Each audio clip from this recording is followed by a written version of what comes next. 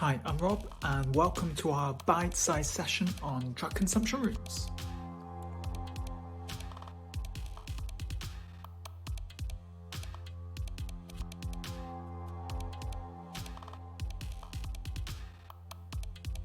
The use of drugs right across the world has been prevalent for thousands of years and will continue to be so.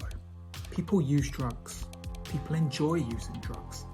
And for some, drugs work, whatever works means. So what's the next best alternative? Well, whilst the majority won't experience much significant harm, there is the minority that will. So harm reduction is the next best alternative. And that comes in the form of simple advice to harm reduction based initiatives and interventions. Drug consumption rooms are also known as many other different names, whether it be medically supervised injecting centres, supervised injecting centres, or even enhanced harm reduction centres. Simply put, a drug consumption room is a facility where people go and consume drugs under the supervision of somebody else, whether that's a peer or a trained professional. It's a clean, hygienic environment where people can potentially inject or even smoke or snort different drugs. Typically, there are three different models of a drug consumption room. First one is an integrated model, where there are an abundance of other services available in the same facility. Second one is a specialised model, where it's pretty much a standalone service, maybe with a couple of other interventions available. And the third one is a mobile DCR, typically in like a van, or as the one in Scotland at present, in a kitted out old ambulance.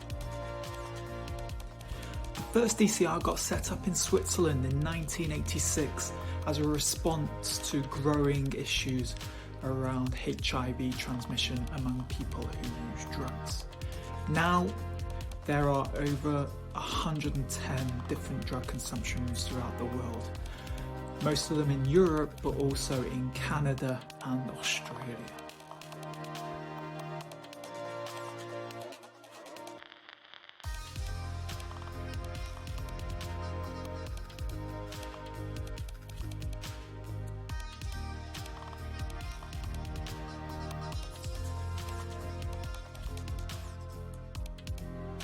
The aim of a drug consumption room can differ from area to area depending on the reason why it initially got set up. However, the vast majority tend to kind of target the more marginalised and vulnerable individuals within our society, predominantly those people who inject and use drugs on the streets. The evidence for drug consumption rooms in terms of achieving its aims is overwhelmingly positive. Saves lives. Conservative estimates found that in Vancouver, DCRs can save up to 12 lives a year. In Germany, up to 10 lives a year. So what's the cost of human life? Other cities have also found that there's been a significant reduction in drug litter, such as used paraphernalia left on the streets, such as in Copenhagen. And also Sydney has found a significant reduction in ambulance call-outs. Back in Canada and in Vancouver, within the first 2 years of Insight being established, there was a 35% decrease in fatal overdoses in the immediate surrounding area of that facility. It's natural and common for people to have concerns around the potential establishment of a DCR. One of the main ones is the NIMBY effect, not in my backyard, where most people are happy for a drug consumption room to be established in their town or city, but they don't want it on their street.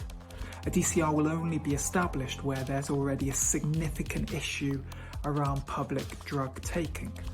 Another one is the honeypot effect, where people believe that establishing a DCR will attract more people to the area in terms of people who use drugs. But actually that doesn't ring true, where evidence suggests people will only be willing to travel up to 1 kilometre to access a drug consumption room.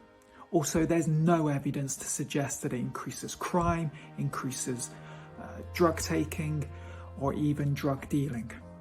And for it, in terms of encouraging drug use, well, again, there's no evidence to back that up. A drug consumption room is harm reduction, and similar to naloxone, needle exchange, opioid substitute treatment, that as well does not encourage and advocate for drug use. A couple of years ago, we ran a survey around drug consumption rooms and people's perceptions. 268 people responded. 98% said they would support a DCR being established in their town and city. The main reason for that, most people said to promote social, health and drug treatment services. A quarter of people said they would primarily support it to help reduce drug-related deaths. Last year saw the first DCR being established in the UK and Scotland, and it's still the only one. DCRs very much depend upon multi-agency approaches, especially those with the police. Also, there needs to be more political buy-in and legislative changes which predominantly sit in Westminster rather than the Senate. And funding continues to be one of the main barriers moving forward too. However, we hope that we will get there one day soon.